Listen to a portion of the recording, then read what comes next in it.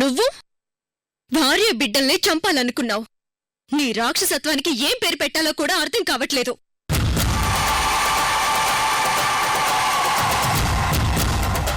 ఈ భూమి మీద బ్రతకడానికి నీకు అర్హత లేదు వికాస్.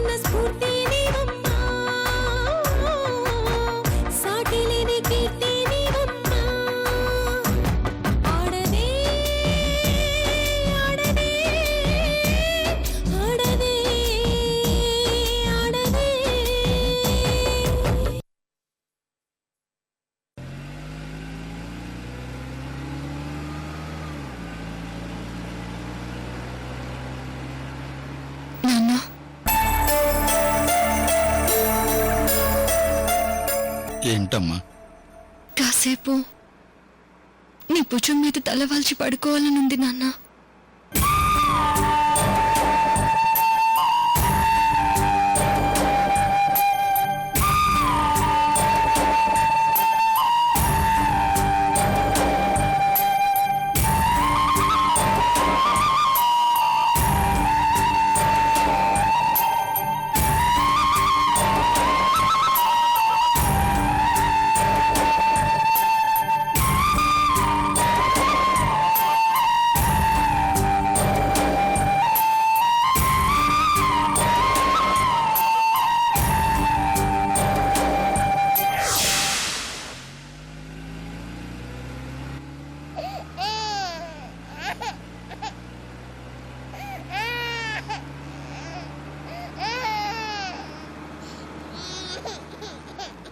కన్న కొడుకు అని కూడా ఆలోచించకుండా కిడ్నాప్ చేయించి కక్ష సాధించాలని పగ తీర్చుకోవాలని అనుకున్నాడు రా మీ అబ్బా వికాస్. మీ అమ్మ రేణుక కళ్ళల్లో నీకోసం కనిపించిన బాధ, నిన్ను కాపాడి తీసుకురమ్మని కళ్లతోనే మీ పెద్దమ్మ అమృత వేసిన ఆర్డర్, నా ప్రాణాల్ని అడ్డుగా పెట్టైనా సరే నిన్ను కాపాడేలా చేశాయి.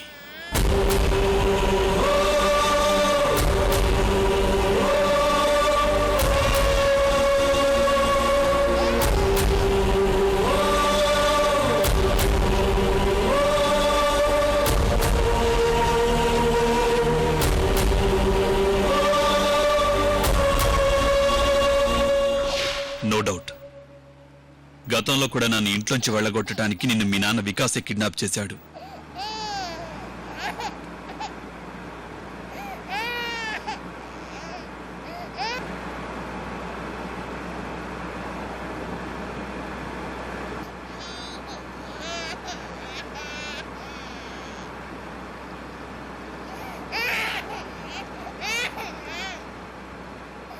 తన స్వార్థం కోసం తన పగ ప్రతీకారాల కోసం పెళ్ళం పిల్లల్ని కూడా పణంగా పెట్టాలనుకున్న వికాస్ని అమృత ఈ పాటికి చంపేసే ఉంటుంది. ఆ శుభవార్త వినాలి.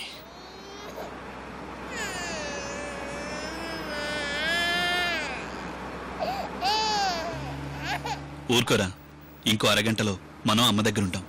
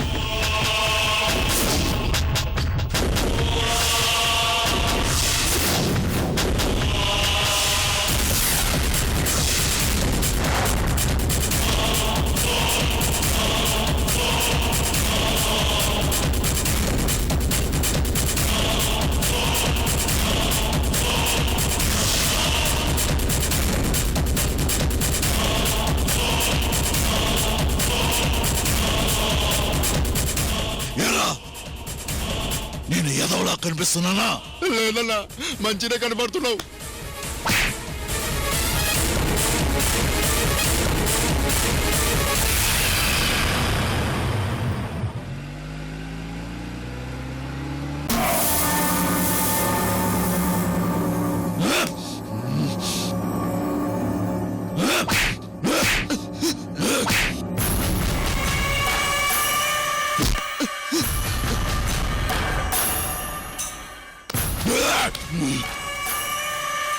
నేను చాతకాన్ని చౌటలా కనిపిస్తున్నానా? లేదన్నా, బానే కనబడ్డావు.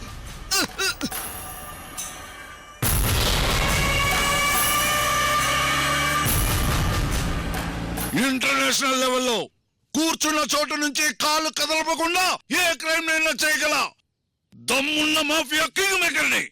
అలాంటిది ఇవాళ నా పరిస్థితి ఇలాగైపోయిందేంట్రా?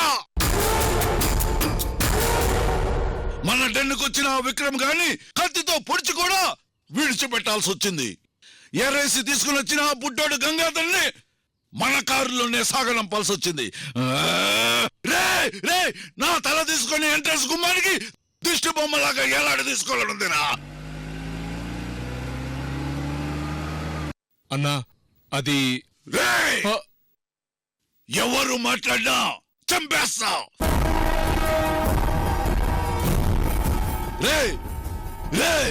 నేను బొబ్బర్లంక వచ్చింది నా కూతురు గాఢంగా ప్రేమించిన వికాస్ పగ కోసం. చనిపోయిన నా కూతురు రవలికిచ్చిన మాట కోసం రా.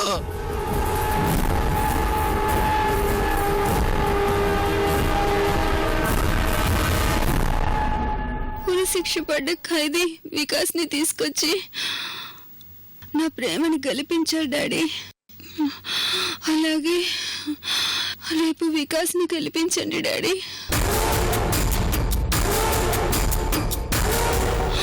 ఎలాగైనా సరే వికాస్ పగ తీరేలా వికాస్ ని మీరే గెలిపించాలి డాడీ. కానీ నా కూతురికిచ్చిన మాట నిలబెట్టుకోలేకపోయాను. నా కళ్ళ ముందే విక్రమ్ ఆ గంగాధర్ని తీసుకుపోతుంటే చావ చచ్చినోళ్ళగా చూస్తూ నిలబడిపోయాడ్రా. దీని అంతటికి కారణం ఆ వికాసే. అన్నా, నేను చెప్తుంటే మీరు వింటలేదు, కానీ విక్రమ్ తీసుకెళ్లిన కారులో డీజిల్ సరిగా లేదన్నా. మహా అంటే 2 కిలోమీటర్లు వస్తుంది. ఏమన్నావు? అదే అన్నా, గట్టిగా అయితే ఓ 2 కిలోమీటర్లు వస్తుందన్నా. మళ్ళీ చెప్పు. అదే అన్నా, కారులో డీజిల్ ఎంతో లేదన్నా. 2 కిలోమీటర్ల కన్నా ఎక్కువ వెళ్దన్నా.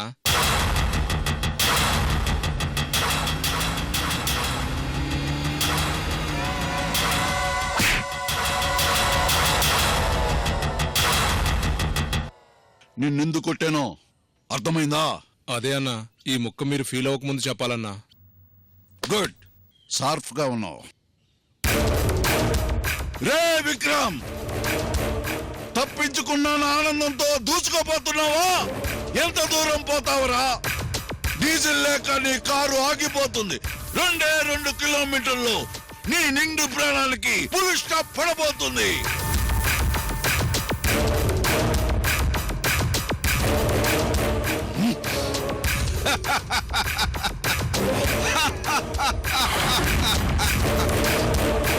రే విక్రమ్, నీ చావు నా చేతిలో రాసి పెట్టింది. దీని భగవంతుడు కూడా మార్చలేడు. ఇది కన్ఫర్మ్. ఇక్కడ విక్రముని గంగాధర్ని నేను చంపుతా. వికాస్ పగ తీరుతుంది. పైనున్న నా కూతురు రవళి ఆత్మ శాంతిస్తుంది. అక్కడ అమృతని వికాస్ చంపుతాడు.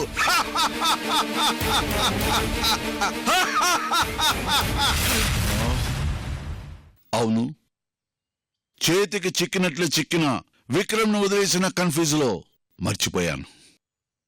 వికాస్ విక్రమ్ని గంగాధర్ని ఎందుకు వదిలేమన్నాడు? అక్కడ వికాస్ అమృతని చంపాడా, లేకపోతే రివర్స్ లో అమృతయ్య వికాస్ని ఫినిష్ చేసిందా? ఇదంతా కన్ఫ్యూజ్ గా ఉంది. మరొకసారి వికాస్ కి ఫోన్ చేస్తే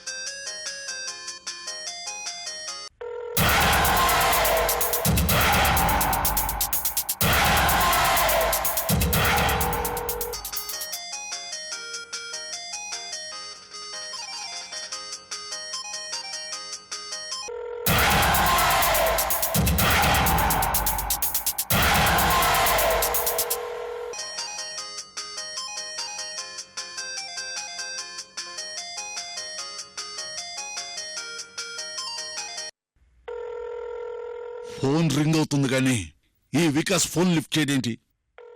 ఏం జరిగింది?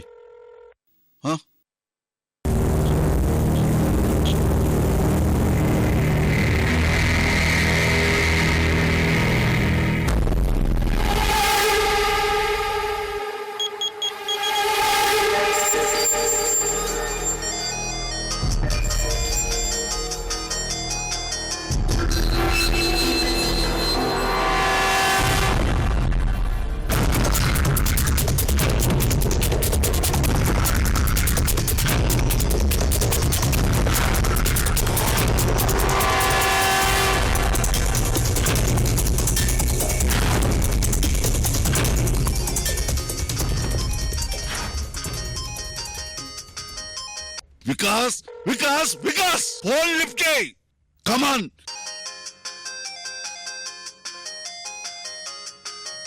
కమాన్, ఆన్సర్ మీ. లిఫ్ట్ చేయి వికాస్, ఫోన్ లిఫ్ట్ చేయి.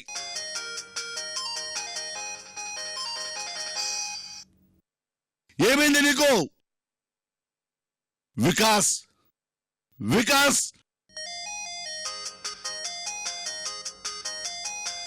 అబ్బా వికాస్, నేను టెన్షన్ తో చచ్చిపోతున్నా. ఫోన్ లిఫ్ట్ చేయి Vikas, please.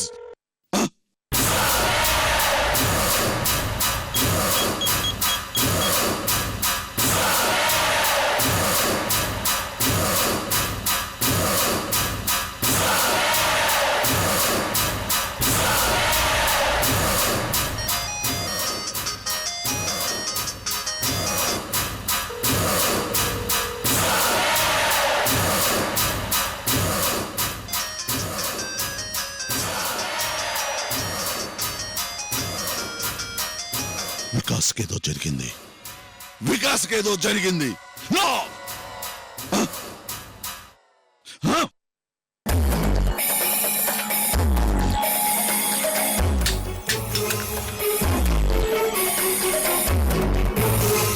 Something is happen. Vikas ఏదో జరిగింది. కొంపదీసే అమృత వికాసుని. నో! రే విక్రమ్, నా వికాస్కి ఏమైనా జరిగిందా? ఒక్కడిని వదలను. నిర్దాక్షంగా అందరినీ చంపేస్తా. ముందు నిన్ను గంగాధర్ని చంపేసి ఆ తర్వాత అమృత అంతు చూస్తా. ఇది కన్ఫర్మ్. వస్తున్నాను రా. అన్నా మేము కూడా వస్తాం అన్నా. సింహం ఒంటరిగానే వేటకు వెళ్తుంది. ఈ రౌణ సాల్వ ఒంటరిగానే వేటాడుతాడు.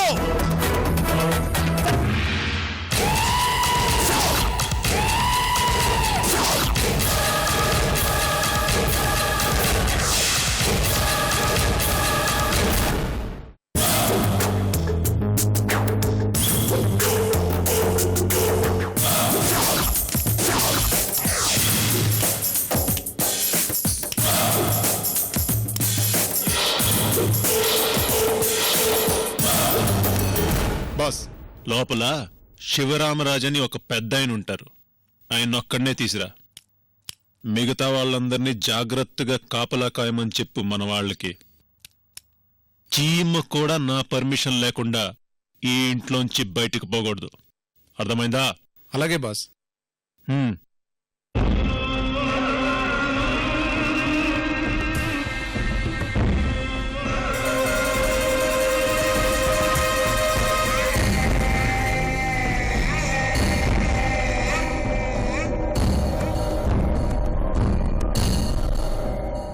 శివరామరాజు, దా, నీతో చాలా మ్యాటర్ మాట్లాడాలి.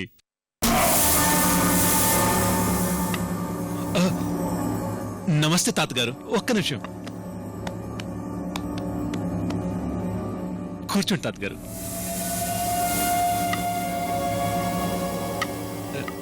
జాగ్రత్త.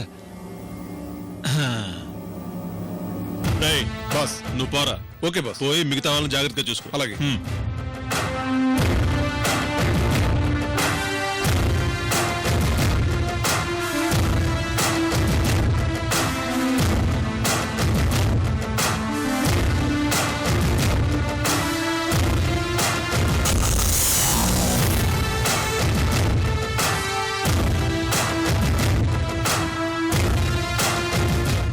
నాకు పెద్దలంటే చాలా గౌరవం తాతయ్య.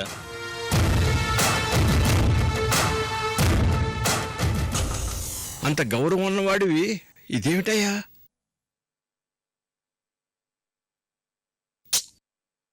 దీన్ని వదిలేద్దామన్నా కుదరడం లేదు తాతయ్య గారు. అవతలవాడు మన మాట విననప్పుడు వేసేయటానికి, ఆత్మరక్షణ కోసం ఎదుటివాడిని కాల్చటానికి ఇది బాగా యూజ్ అవుతుంది. నేనన్నది ఆ పిస్తోల్ గురించి కాదయ్యా.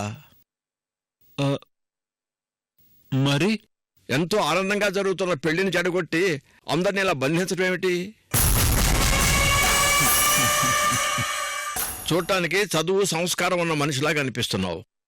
ఇలాంటి ఇల్లీగల్ పనులు చేసే బదులు ఏదైనా జాబ్ చూసుకుని హాయిగా లైఫ్లో సెటిల్ కావచ్చు కదా. నా జాబ్ ఇదే తాతగారు. ఈ జాబ్కి నా బాస్ రమణ సాల్వా లక్షల్లో శాలరీ ఇస్తాడు.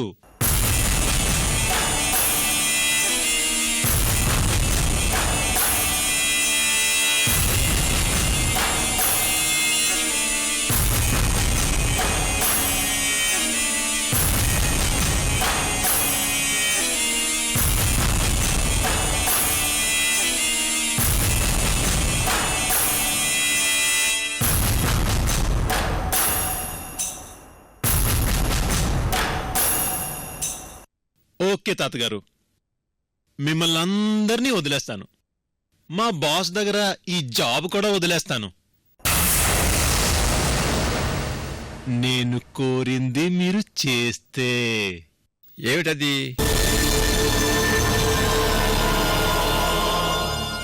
మీ దగ్గరున్నదే అది నాకిస్తే మిమ్మల్ని అందరినీ సేఫ్గా వదిలేస్తాను. నా దగ్గర ఉన్నదా? ఏమిటది?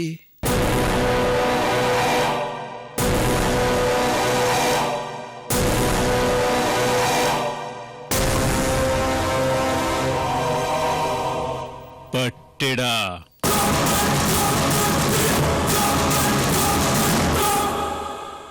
పట్టడా? అవును, పట్టిడే. మొన్న సీతారాముల కళ్యాణంలో సీతమ్మ వారికి అలంకరించిన పట్టిడా.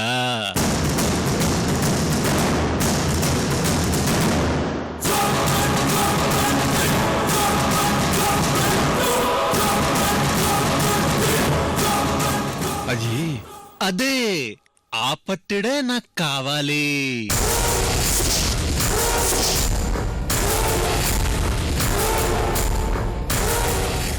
డి సిల్వా, వద్దు. మీరేమా పట్టడి గురించి కథలు, దాని మహిమలు, ఫ్లాష్ బ్యాక్లు ఇలాంటివి ఏమీ చెప్పొద్దు. I don't want any flash back. మొత్తం నాకు తెలుసు.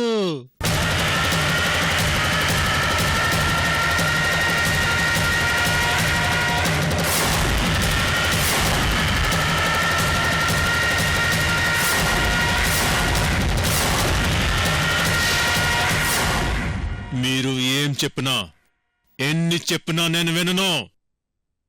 పట్టుడు నాకు కావాలి. మీ చేత్తోనే మీరిచ్చారా, మొత్తం అందరూ బతికిపోతారు. ఒకవేళ మీరు ఇవ్వకపోతే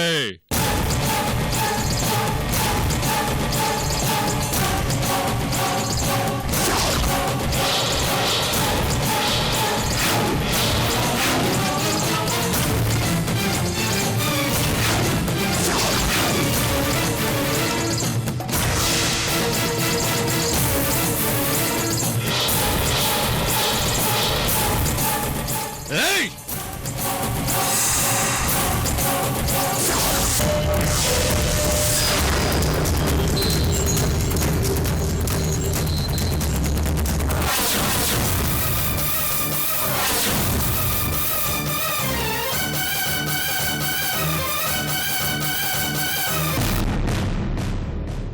చంపేస్తాను. మీతో పాటు అందరినీ చంపేస్తాను. డి సిల్వా, నువ్వు నన్ను నరికినా చంపినా పట్టడు మాత్రం ఇచ్చేది లేదు. చెప్పానుగా తాతగారు, చంపైనా తీసుకుంటానని. కాని పెద్దవారు నాకు సేమ్ మా తాతయ్యలా కనిపిస్తున్నారు. అందుకే ఆప్షన్ ఇచ్చాను. అయినా కోట్ల విలువైన పట్టణ్ణి ఈ మార్మోల్ బొబ్బర్లంకలో పెట్టుకుని ఏం చేస్తారో? ఇదిగో డి సిల్వా, దేవుడు సొత్తు ఆశించడం మంచిది కాదు. నీకెంతో భవిష్యత్తు ఉంది. ఇటువంటి దురాలోచనలన్నీ మానేసేయి.